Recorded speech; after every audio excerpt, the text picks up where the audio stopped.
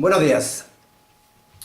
El objetivo de este trabajo es hacer un estudio comparativo entre lo que se ha denominado una mitología moderna, la de los superhéroes, particularmente del universo Marvel, por lo menos en lo presente de uno de entre ellos, y ciertas figuras de la mitología clásica y de la historia de las religiones. La del licántropo, la del héroe clásico y la del chamán. Como lo dice el mitólogo comparatista Georges Dumézil, abre de comilla, explicar consiste la mayoría del tiempo en unificar, en comprender solidariamente lo que parecía incoherente. Cierre de comilla. O también, abre de comilla, tanto en nuestros estudios como en otras disciplinas, incluso y sobre todo en materia de comparación, la verosimilitud solo se obtiene a través de medidas completas y precisas, a través de la apreciación tanto de diferencias como de similitudes. Cierre de comilla. Trataremos aquí simplemente de mostrar estas diferencias y estas similitudes y de demostrar por qué nos parecen justificadas. Wolverine es un personaje de ficción del universo Marvel creado en 1974 por Len Wein, editor y guionista, Herb Trimpe, dibujante y guionista, y John Romita Sr., dibujante. Y desarrollado más tarde en un primer momento por Chris Claremont, guionista, y John Byrne, dibujante y guionista. Y en un segundo momento por el mismo Claremont y Frank Miller, guionista, dibujante y realizador. Todos ellos norteamericanos. Fue llevado por primera vez a la pantalla grande con un actor de carne y hueso en el año 2000 en la película X-Men.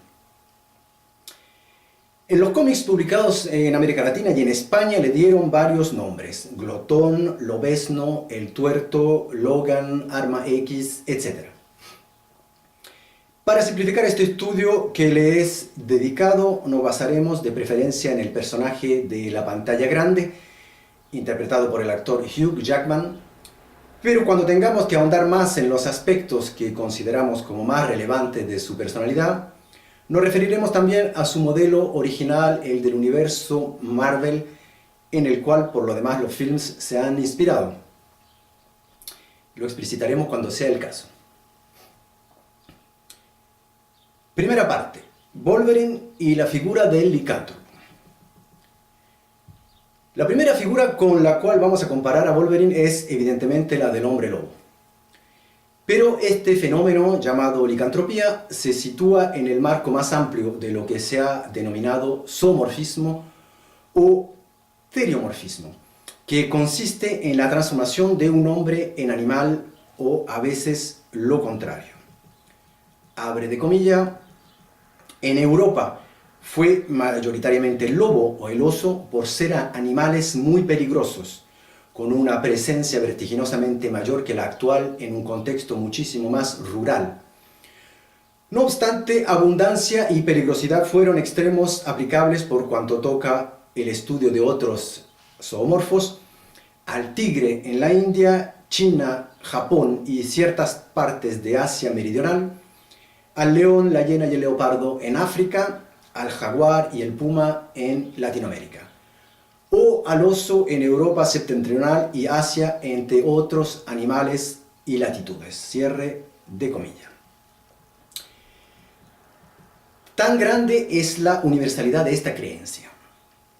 En el universo Marvel, Wolverine forma parte de los superhéroes asociados a un animal como la pantera negra, la bestia, el hombre araña, etc.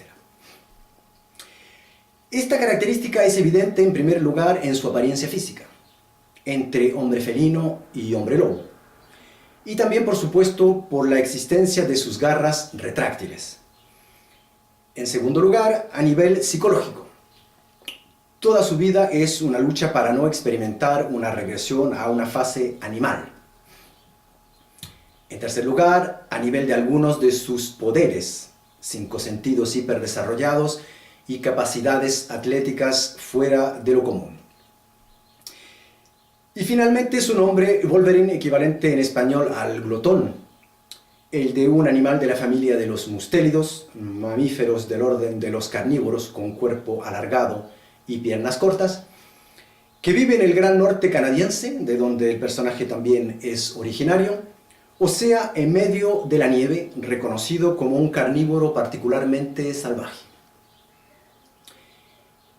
En efecto, el Wolverine de los cómics es un personaje de gran pilosidad y de baja estatura. 1,60 m y pesa 80 kilos, 136 con el adamantium.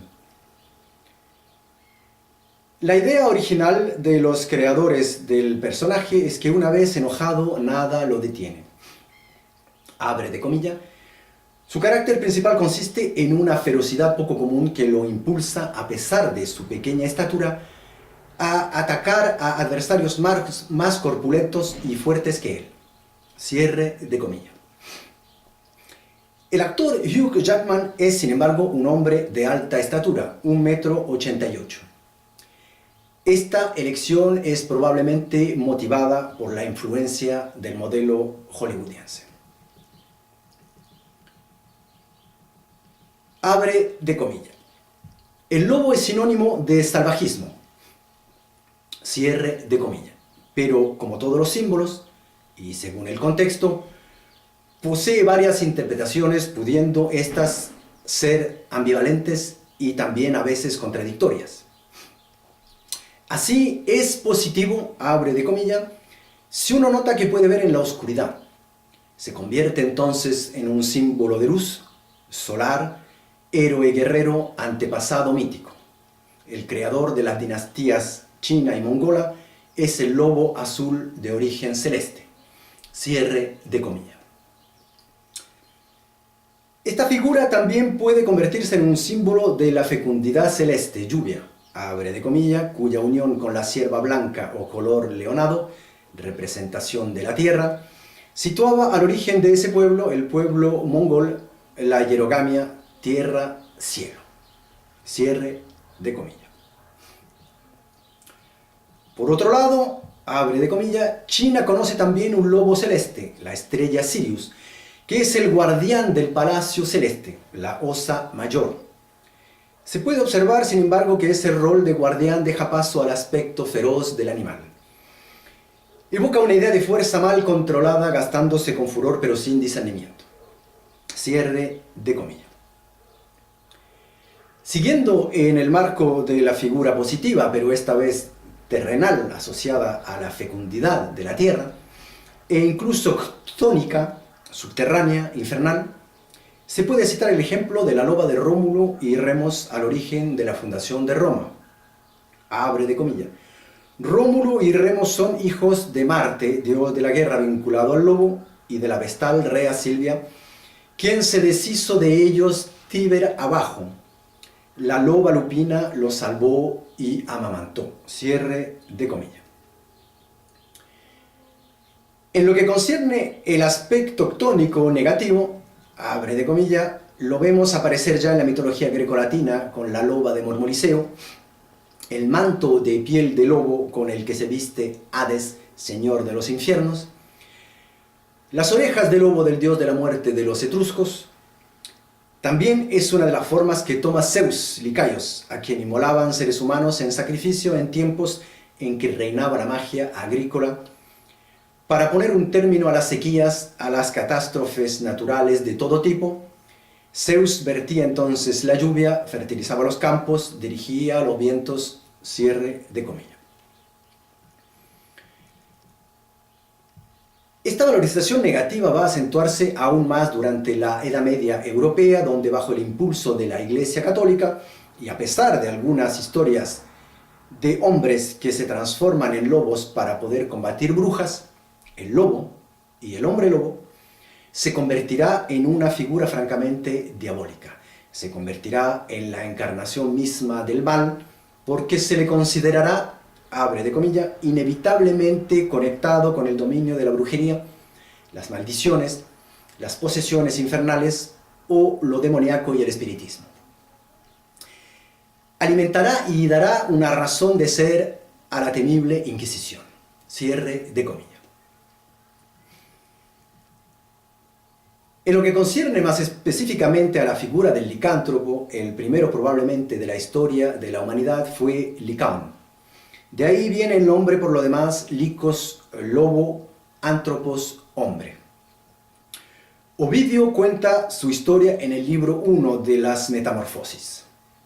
Júpiter, el Zeus romano, al escuchar hablar de la iniquidad de los mortales, bajó a la tierra escondido tras una apariencia humana y pidió hospitalidad en el palacio de Licaón, rey de Arcadia. Este, al no saber si se trataba de una divinidad o de un mortal, lo quiso poner a prueba y le sirvió carne de animal mezclada con la de uno de sus rehenes, lo que desencadenó la cólera del dios que quemó, abre de comillas, el palacio y sus habitantes, salvo Licaón, cierre de comillas, quien transformó en lobo, o para ser preciso, en hombre lobo. Efectivamente, la transformación puede ser total o parcial, pudiendo la persona conservar ciertos rasgos humanoides. Finalmente, en la época moderna, la visión del hombre lobo está asociada a la enfermedad mental. Consiste, abre de comillas, en mezclar el placer sexual con el placer de comer, donde la pulsión amorosa deformada incita al individuo a introducir y a asimilar en sí mismo el cuerpo amado. Cuando este tipo de violencia asesina fuertemente vinculada al sadismo sexual y al canibalismo, estaba además asociada a la convicción que la persona podía transformarse en la de otros animales, particularmente el lobo a causa de su ferocidad, los médicos empezaron a hablar, en todo caso, en los primeros tiempos, de una insania lupina o de una locura lupina, una psicosis lupina o una lupomanía, cierre de comillas.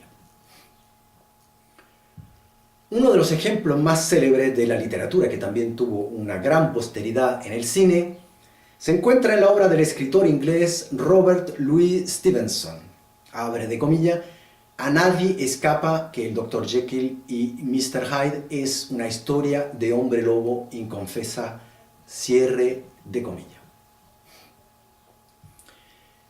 En los cómics nos enteramos que Wolverine forma parte de la especie de los lupinos, subespecie de la especie humana evolucionada a partir de los lobos. Además, el líder autoproclamado de los lupinos se llama Rómulo. Por lo tanto, nuestro personaje es un hombre lobo. Sin embargo, en este caso preciso hay que observar dos diferencias fundamentales con el fenómeno de la licantropía. La primera es que en el caso de Wolverine y de los lupinos en general, la transformación no se produjo desde el humano hacia el animal, sino desde el animal hacia el hombre. La segunda es que no se produjo de manera temporaria. El hombre lobo vuelve a ser un hombre en un momento dado, sino definitiva, creando una nueva especie. A nivel psicológico, en cambio, su conflicto interior es en todo punto semejante al conflicto de un licántropo.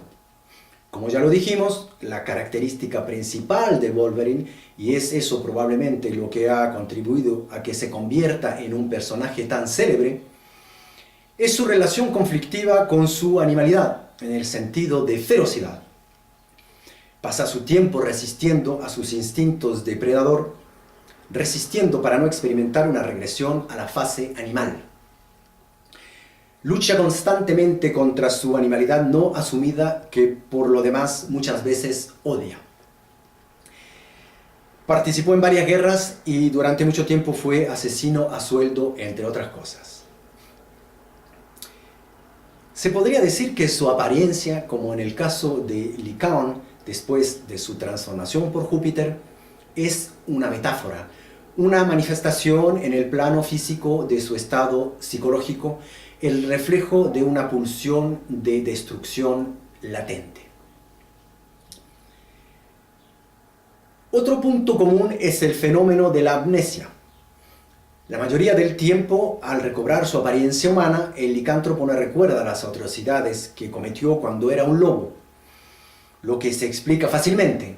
Un hombre podría difícilmente seguir viviendo normalmente, entre comillas, si conservara ese tipo de recuerdos. Volverían a torturarlo sin cesar y finalmente acabarían con su razón del todo sólida. El hombre en cuestión terminaría experimentando definitivamente una regresión a la fase animal, terminaría transformándose en lobo sin ninguna esperanza de volver a retomar su forma humana. Para hablar en términos puramente psicológicos y ya no alegóricos, se podría decir que se hundiría definitivamente en la locura. Wolverine también es amnésico. En el film X-Men del año 2000, esta información es proporcionada por el profesor Charles Xavier, líder del grupo, que habiendo leído en sus pensamientos gracias a sus poderes de telepatía, da a conocer que perdió la memoria hace 15 años y que desde ese momento está en busca de su identidad. Al final del film le indica además el lugar donde podrá eventualmente recobrarla. Otro aspecto importante, abre de comillas. Los licántropos poseen una gran resistencia a las heridas y recobran rápidamente su integridad física aunque algún miembro les haya sido seccionado. Cierre de comillas.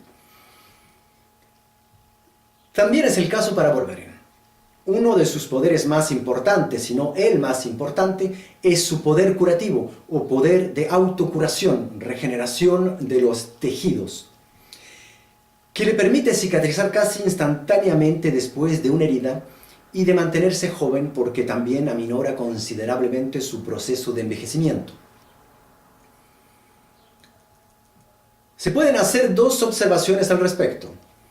La primera es el vínculo que se puede establecer entre este poder de regeneración de su propio cuerpo y el poder de regeneración de la vegetación, a la cual por lo demás Wolverine está muy apegado.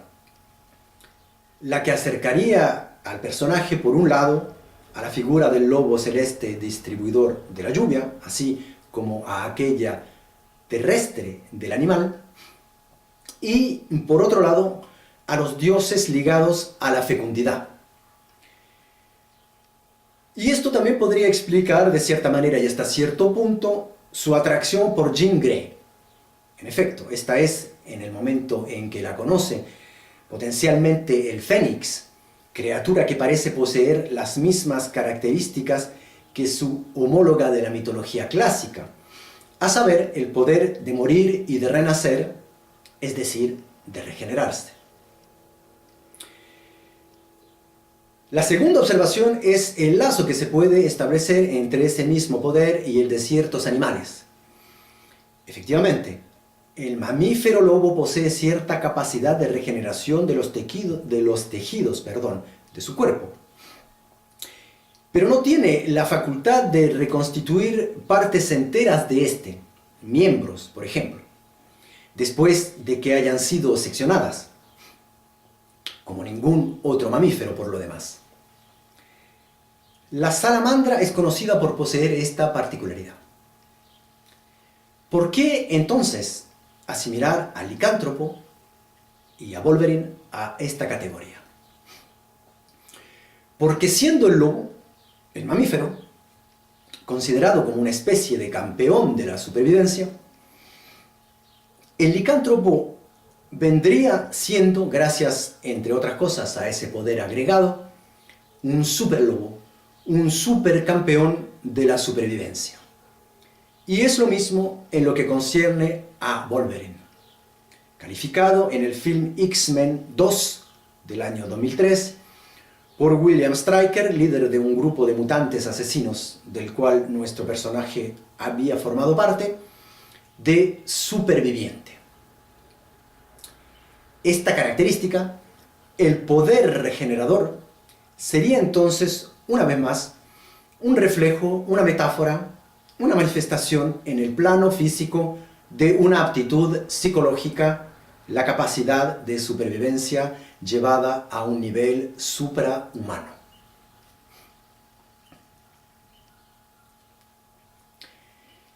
Finalmente, otra característica ligada a los licántropos, su vulnerabilidad a los objetos argentados.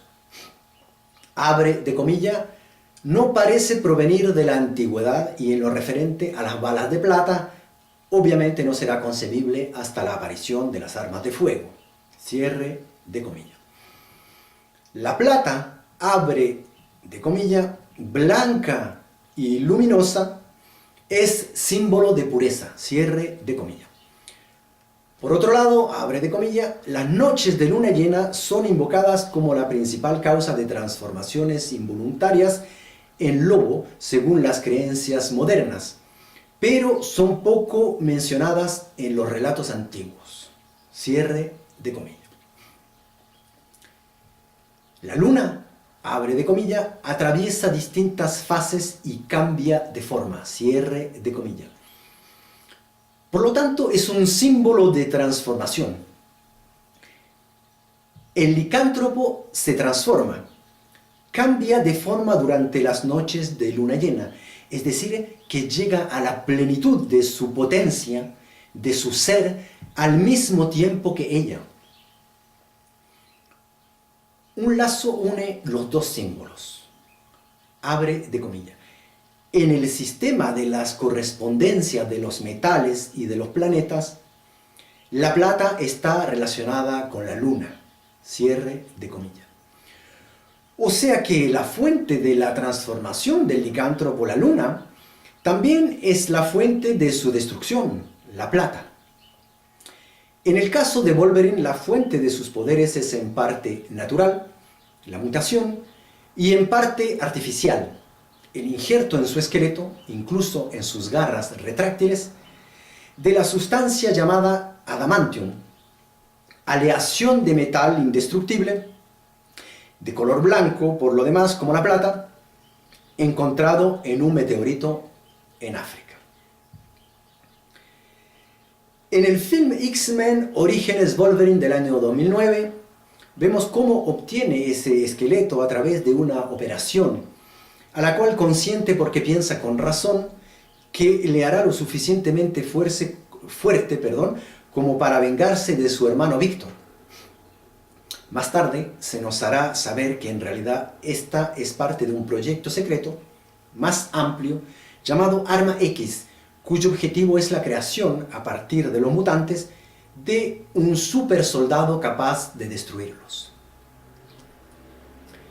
Esta operación, terriblemente dolorosa, también es muy peligrosa, porque el adamantium es una sustancia alérgena. Sin embargo, en Wolverine es posible gracias a su poder de curación. La diferencia con las balas de plata para el licántropo es que las balas en adamantium no pueden matarlo.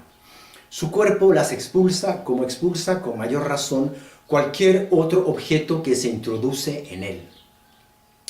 Pero pueden hacerle perder la memoria.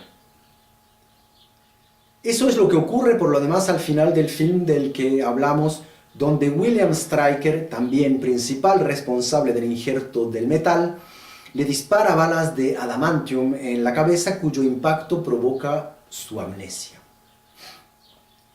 Lo que era anteriormente, en el caso del licántropo, una correspondencia, digamos, mágica entre la luna y la plata, se convierte ahora, en el caso de Wolverine, en una relación de causa y efecto. Se puede reconocer en esto el producto de un pensamiento moderno, a saber, la tentativa de explicación de cosas no obstante fantásticas, entre comillas, de una manera racional, entre comillas. Efectivamente, dijimos un poco más arriba que el adamantium era una aleación de metal indestructible encontrado en un meteorito en África. O sea que es, por un lado, un metal, como la plata, de color blanco, además, que provoca ciertos efectos sobre Wolverine, así como ésta provoca ciertos efectos sobre el licántropo. Proveniente, por otro lado, de un meteorito, es decir, abre de comilla, de un fragmento de un cuerpo celeste que atraviesa la atmósfera y cae sobre la Tierra, cierre de comilla. La palabra celeste remite por comparación a la luna. En suma, el adamantium está vinculado con un cuerpo celeste como la plata está vinculada con la luna.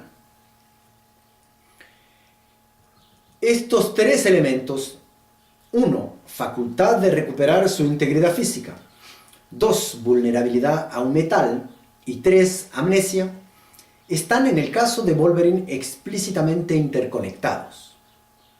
En cambio, solo la conexión entre 1 y 2 es explícita en el caso del licántropo. De ella hablaremos primero. Como hemos tenido ocasión de decirlo, la fuente de la invulnerabilidad, regeneración en el hombre lobo, la luna en su fase llena, y la fuente de su destrucción, los objetos argentados, son dos elementos unidos por lazos de correspondencia mágica. Elementos que además están fuera de él, exteriores, y que funcionan en oposición y de manera alternativa. O sea, para decirlo de otro modo, lo que lo hace invulnerable también puede, bajo otro aspecto y en otro momento, destruirlo. En Wolverine, la mutación, ella misma producto de la evolución, es la fuente de su primer poder, regeneración. Por lo tanto, este es de origen terrestre, natural, y no celeste, la luna, como en el caso del hombre lobo. El adamantium, el injerto sobre su esqueleto de ese metal indestructible, es la fuente de su segundo poder. O sea que este es, al contrario del primero, de origen celeste, aunque trabajado, por así decirlo, vía las aplicaciones tecnológicas de los descubrimientos científicos por la inteligencia humana. Por lo tanto, viene a agregarse al primero para crear un superlicántropo dotado de un superesqueleto que lo hace super invulnerable. Como ya lo dijimos, el inconveniente es que este metal es alérgeno. Por lo tanto, ataca constantemente su organismo como si se le inyectara kriptonita a Superman. Igual que para el licántropo, aquí también hay dos elementos. Pero en vez de ser externos como en este, la luna y la plata son internos y más encima antagónicos, fijados uno de manera natural, el otro artificial, en los pliegues mismos de su carne, de su organismo. O sea, para decirlo de otro modo, lo que lo hace invulnerable lo mata. En los cómics, el adamantium frenará además hasta tal punto el poder regenerador que no solo impedirá su evolución, sino que también a partir de cierto momento favorecerá al contrario su regresión a la fase animal. Segunda conexión, entre 2, vulnerabilidad a un metal, y 3, amnesia. Recordemos que las balas de adamantium que entran en contacto con la cabeza de Wolverine pueden hacerle perder la memoria. En el caso del licántropo, los objetos argentados solo, entre comillas, provocan su muerte. Y por fin, tercera conexión entre 1, poder regenerador, y 3, amnesia. En los cómics es su propio poder de regeneración el que provoca la amnesia. Es decir, que esta capacidad que consiste en recobrar la integridad de su cuerpo también funciona a nivel psicológico, pero en este caso solo de manera parcial, puesto que si de verdad permite olvidar el evento potencialmente traumático, no permite curarlo. En lo que concierne al licántropo, es posible que haya una conexión, pero no es explícita.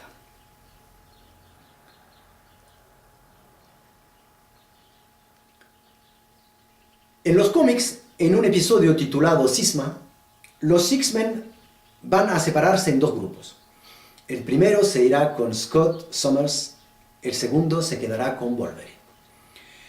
Asistimos aquí a una inversión de roles. Scott Summers, apodado Cíclope, potente mutante capaz de lanzar rayos de energía óptica, siempre había sido presentado como una figura positiva, un hombre moderado a imagen de su mentor Charles Xavier, del cual es el brazo derecho.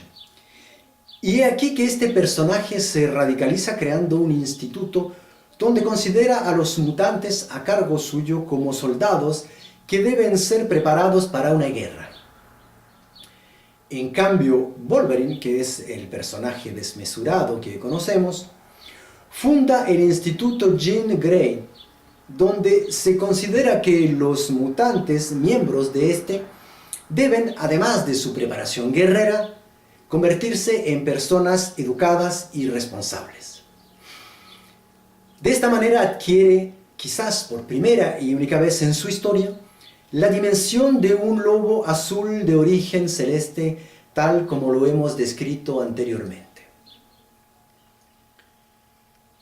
También lo veremos aproximarse a esta dimensión en su esfuerzo para acercarse a la cultura japonesa clásica.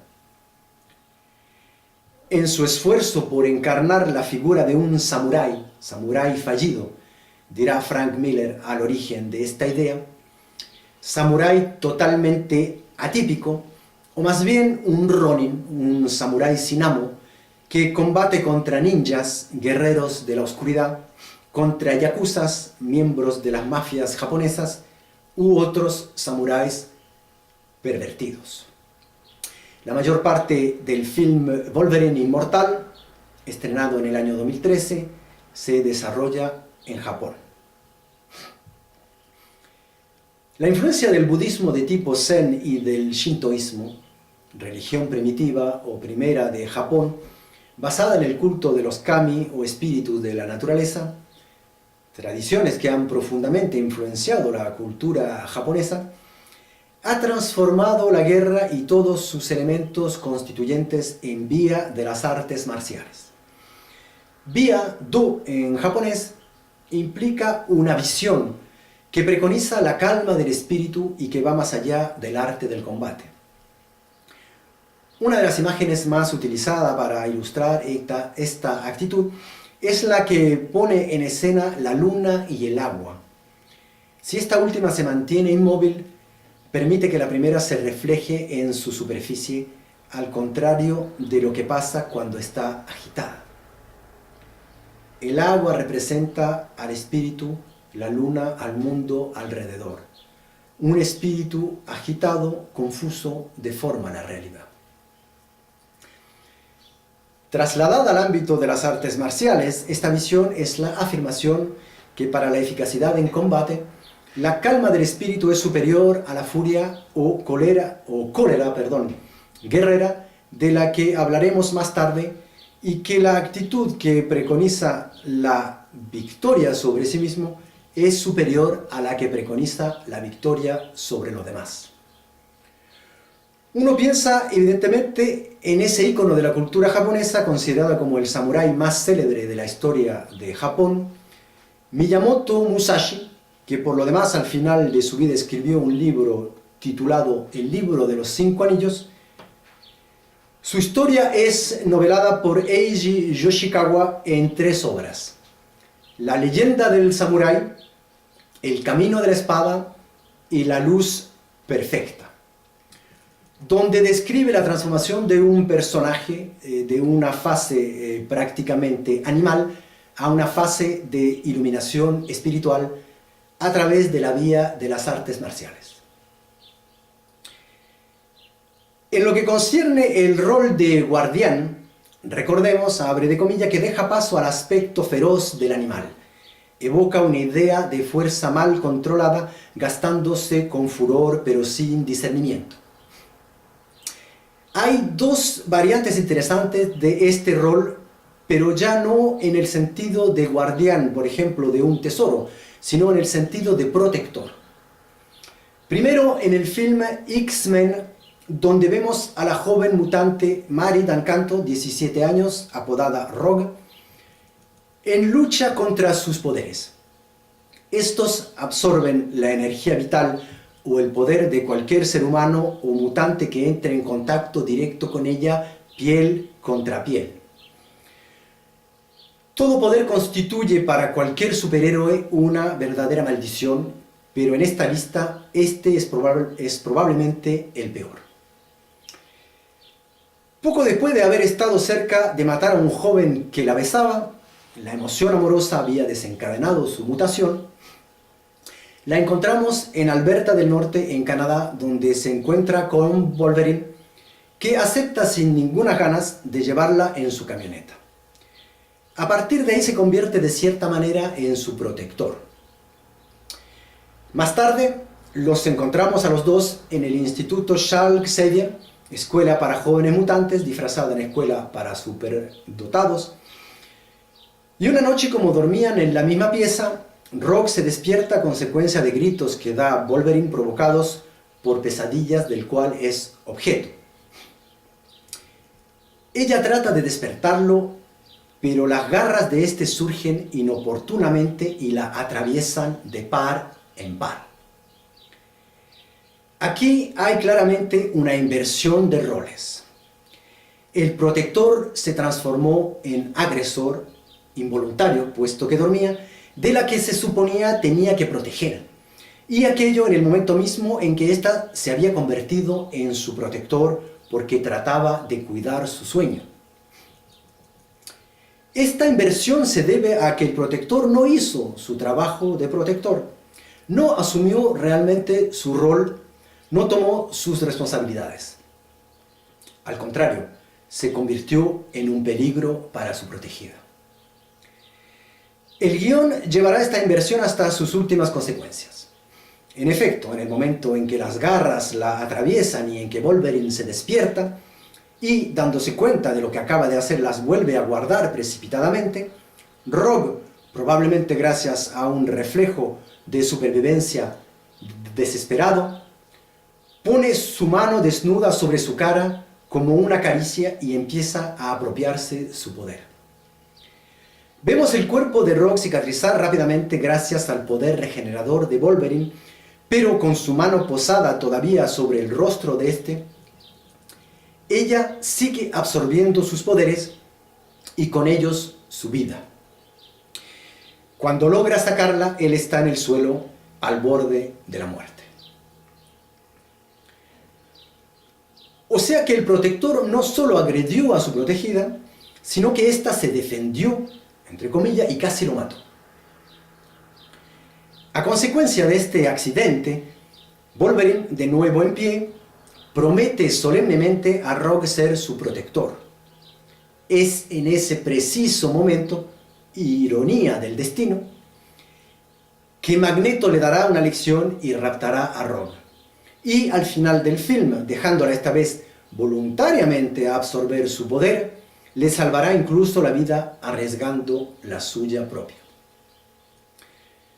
En suma, tendrá que pagar su error, el accidente de Rogue, desencadenante de todo el resto, tomando una medida extrema, poner en riesgo su propia vida. Luego, la segunda variante se encuentra en X-Men, la batalla final del año 2006. Al principio de este film, Wolverine y Jane Storm, apodada Tormenta por sus poderes sobre los elementos, encuentran a Jean Grey inconsciente en el lago Alcali. Esta, desesperada, le pide a aquel muy sorprendido que la mate, lo que se rehúsa a hacer. Más tarde sabe por boca del profesor Xavier que para poder salvarles la vida a todos la última vez en ese mismo lugar, Jean tuvo que recurrir a un poder muy peligroso, el del Fénix, poder que él había percibido en su inconsciente desde hace el principio, desde su infancia, y sobre el cual siempre había ejercido un control. Wolverine, enojado con el profesor, reduce involuntariamente, entre comillas, ese control mental ejercido sobre la psique de Jean y contribuye a su huida, lo que desencadenará una serie de catástrofes.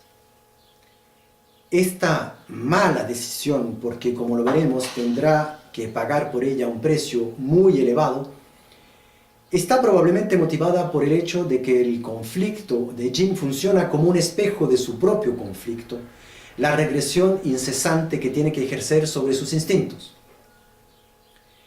Permite además subrayar otro aspecto de su atracción mutua, el primero siendo la regeneración, atracción a la cual entenderemos fácilmente por qué a la aparición del Fénix, Jean siempre se ha resistido. En la última parte del film, Wolverine se ve obligado a matar a esta mujer de la que está enamorado para impedir que acabe con todo el mundo y que se hunda definitivamente en el lado oscuro del Fénix, el Fénix negro, por el que está poseída. En este caso es la misma protegida la que, sumergida por sus poderes y representando un peligro para los demás, le pide al protector que la mate, lo que hará con el corazón hecho pedazos. En suma, deberá pagar este segundo error con una nueva actitud extrema, peor todavía que la primera: matar a Jean con sus propias manos o garras. Las dos situaciones parecen a priori clásicas. El hombre es el protector de dos mujeres desamparadas. Sin embargo, acabamos de ver que por un lado no se comporta desde el principio de manera responsable. Al contrario, es destructor, lo que determina acontecimientos trágicos. Y, por otro lado, si bien es cierto que las dos mujeres están desamparadas, no es a causa de su fragilidad, sino al contrario a causa de su exceso de poder, o sea, víctimas de él y de los que lo codician. Efectivamente, en lo absoluto, ellas son mucho más potentes que su protector. La idea subyacente expresada en estos dos episodios es que el protector, para ser un verdadero protector, primero tiene que ser el protector de sí mismo, de sus propios poderes. Y después, pero solo después, podrá ser el protector de otra persona, lobo azul de origen celeste, guardián con fuerza controlada.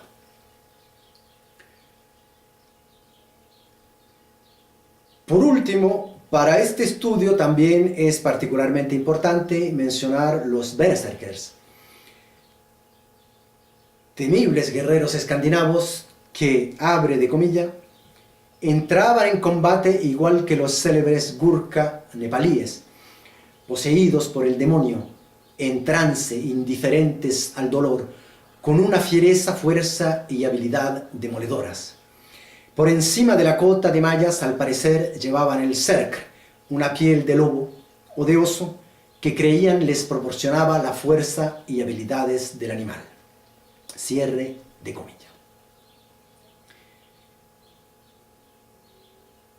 En el universo Marvel, esta furia berserker es precisamente uno de los poderes constitutivos del personaje Wolverine, que comparte por lo demás, guardando las proporciones, con el increíble Hulk, otro personaje célebre de este universo. Esta furia, cuyo polo opuesto es la calma del espíritu, de la que hablamos más arriba, podría ser definida de la manera siguiente: la fuerza es proporcional a la cólera, o para decirlo más brutalmente, mientras más enojados están, más aumentan sus poderes. Sin embargo, es más que eso, porque, como lo veremos después, está al origen de la mutación de Wolverine y por lo tanto de sus poderes. Bueno, es todo por hoy. Muchas gracias por su atención y nos veremos en la segunda parte de este estudio dedicado a Wolverine. Muchas gracias y hasta luego.